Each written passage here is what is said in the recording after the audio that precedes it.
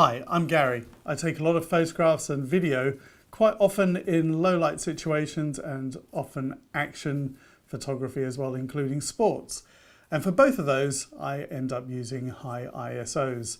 And people often ask me, what do I do about the noise in those images? So noise is the kind of grain that you get in an image when the signal is amplified. So the sensor basically, when you push that ISO up, just magnifies the image that's coming through. And it introduces noise into it. And I can show you here on this image what I'm talking about. If you look over here, you can see it's kind of like got lots of dots and things, and it's not really quite smooth and so on. But if I was to look at this one here, which is done on a low ISO, 100, you can see that it doesn't have that kind of grainy effect. So what about an image like this that has this noise in it? Well, the first thing is people look at this image and they actually liked it. I actually did switch it to black and white, which sort of gave it a more stylized look, and sometimes stylizing noise, and I like to think of it as grain. Grain doesn't sound as bad as noise, actually kind of really helped. But people looked at that image first before they looked at the noise. So this is a little test that you need to try out with your family, friends, colleagues, when you're actually worried about noise. And I quite often find that it's photographers who are more worried about noise than anything else. Show them a picture. Show them one that you know has got a lot of noise because you had a high ISO, you shot in low light, or it was sport and you needed the shutter speed to be high, so you used that setting. See how many of them actually comment about it being noisy. I think you'll be surprised. I think you'll find that it's more photographers who are concerned about it and more people are interested in the image. I've heard other photographers say, and I tend to agree, if people have spotted the noise in your pictures, unless they're being particularly critical, and you do sometimes find that, then maybe it's the image. Good images, people are just going to look at that first and quite often not worry about the noise. So just go out there and just see what anyone says. Don't actually even prompt them. Don't even say, what do you think about the noise? Just keep it to yourself. And you're going to be thinking, oh, well, they're going to zoom in, just like I did on this image. People tend not to. They tend to look through your images. Once in a while, someone might go, wow, that's really dark in there. Did you get a lot of noise? If they know anything about photography. And even if they do, quite often they won't look. And will they be surprised? We kind of expect it when it's dark. What else are you going to do? Have a low ISO so you don't get the noise? Your shutter speed is probably going to be too slow then. So you're going to get image shake, even with an image stabilized lens or camera, or the person's going to move and you're going to get blurriness there. What's better, a bit of blurriness or a bit of noise in your picture? So the other thing you can do is you can also fix the noise a little bit with some noise reduction software. I use Lightroom. It's really good for it, but quite honestly, I'm not a fan actually of using noise reduction afterwards. Very occasionally I do it. But the thing is, noise reduction actually softens your image, and I'm just going to show you how that works in just a moment. So as I said, having a bigger sensor actually does help. The bigger the sensor, the more lights on each pixel, so it handles low light better and you can use higher ISOs. So here's what you do. Go out there, take your camera, go to some low light situations and actually take some pictures and see what sort of is your limit on what you feel comfortable, and allow a little bit of grain. Don't be too oversensitive about it, and just see at what point you look and go, whoa, that's too high. And I have tried that. I've tried it with this camera and I've worked out what's too high.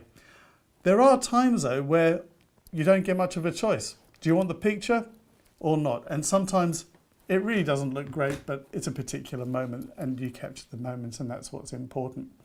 So just go out there and try it for yourself. If you're thinking about going and doing it professionally, taking some photos, just go out there and try it a little bit. Now, one thing that's also really useful to know is when you print, it tends to soften out the noise just a little bit. It's because when you print, say like with an inkjet printer, it kind of microscopically sort of splashes onto the paper, sort of spreading it out a bit. So it sort of covers up the noise just a little bit. So anyway, recently I had the pleasure of photographing inside St Paul's Cathedral, something that you're normally not allowed to do, but I did do it, and I actually borrowed a 1DX Mark II, which is a full frame, super duper sports and low light kind of camera, very, very expensive, but hey, it was worth it. And here's one of the photographs that I actually got. Let me zoom right out here. So that's the ceiling at St. Paul's Cathedral. Now look at this. This photo here was taken at 12,800 ISO. That's high. Now this camera does handle it particularly well, but look what happens when I zoom in. Look at that. Now, because there's so much detail here, I can actually read what's on the ceiling. Isn't that just amazing? Look at that. Now, it probably does have some noise in it, but I can't really see it because there's so much other detail going on. And, well, I quite like the picture, so I'm not too fussed about it. So that's what you can do there. So that's actually a really interesting picture, I think. If it's interesting, people aren't going to look at the noise. We've taken a look at this one here, and as you can see, it's got a bit of noise in it. Really and truly, don't worry about it too much. It's one of those kind of situations where you think, get the picture. That was really dark. Those lights at night down in the crypt of St. Paul's. I like this picture. It's always opinions, isn't it? And then I've got this one over here as well. Now I've actually cropped in on this one already, but if I was to zoom in here, you're going to see there's quite a bit of noise there. And if you look around, the noise, maybe there's noise here. I did push the exposure up a bit. You can see over here, I've put it up 0.8 of a stop, so it's gone up a little bit. There's a bit of noise there.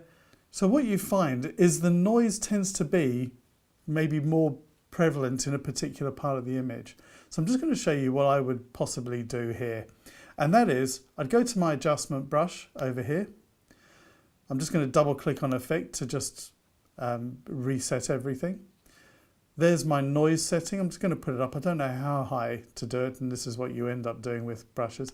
And I'm just going to paint over here. And as I do, you can see the noise is kind of going. So the thing about it is it does actually soften the image. So you've gone to all that trouble, maybe paid for expensive lenses and things, and then you're going and softening it. So for me, this is a kind of once in a while thing. So I'm not just going to do the whole area, but you can see it's made a difference. If I just put that back down to here at 0, you can see the grain. And if I start moving up, it's getting rid of it because it's softening it out. So just have a balance, just look and see where that has worked. So that's one thing that you could do. You can do that with what's known as an adjustment brush, and you can see it doesn't look too bad there. Another picture that I've got here is just for comparison. I do have this one here, and again, this is a picture. You can see it's all black in the background. I have boosted the exposure here, and you can see it's quite noisy over there. Again, I could get the adjustment brush and I could just brush over that. Let's make the brush bigger, and let's just see if that would make any difference. And let's just stop for a moment because it's just catching up. Yeah, you can see that area there is less noisy, so it has helped. Noise reduction in all of this software has really come a long way, so that is something that you can do. One thing you can do in Lightroom, if I go back to my library, I've got two pictures of WALL-E here. One is with the 5D Mark III, which is really good. And the other one is the 1DX Mark II that I borrowed, which is even better. I can hold down the Command key on the Mac or Control on a PC. I've now selected both of them. Press C on the keyboard. I have now got a comparison. I can see the two here side by side. So the 1DX is kind of about double the price. Can you see a difference? There's probably a bit more detail in here. That one's not quite as zoomed up, so you can see it there. As for the noise, there's probably a little less noise here than there is here. So does it matter? Yes, it does. If you want to know more, you can always go and hire any of these cameras. There's many places that actually do allow you to hire them and try them out. But as I said, go and try it out. See what works for you and actually put those photos in front of people that you know and see if they actually comment on the noise. Obviously don't choose a friend or family member who's into photography and is looking to knock you down and be really critical. Don't forget, the audience are going to stand there and look at your picture. They're not going to sit there zooming in, by and large. Anyway, that's it, my experience anyway. So go out there, enjoy taking photographs and making video. And my opinion is just switch it into auto ISO and go for it.